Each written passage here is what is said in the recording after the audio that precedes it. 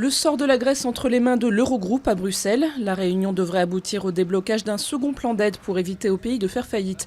Et le temps presse. Athènes doit rembourser 14,5 milliards d'euros d'ici le 20 mars pour échapper aux défauts de paiement. Le plan d'effacement de la dette, lui, doit être lancé d'ici mercredi.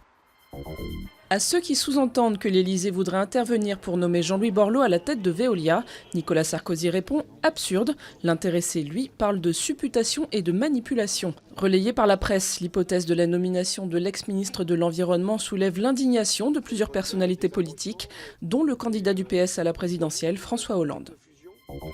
Le bras de fer est engagé entre les métallurgistes d'ArcelorMittal et les pouvoirs publics. Près de 200 d'entre eux occupent les locaux de la direction de l'usine de Florange en Moselle avec un credo, assurer la survie du site. La semaine dernière, la direction du groupe a annoncé le redémarrage des 2 hauts fourneaux au 2e trimestre, une décision qui revient à une mort programmée du site, selon les syndicats.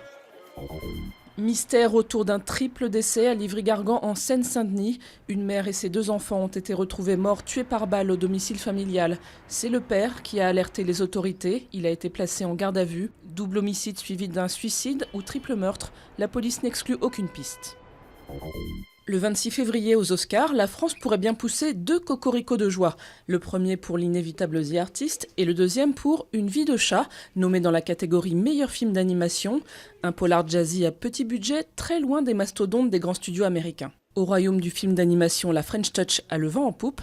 L'Hexagone est désormais le 3e producteur mondial, après les États-Unis et le Japon.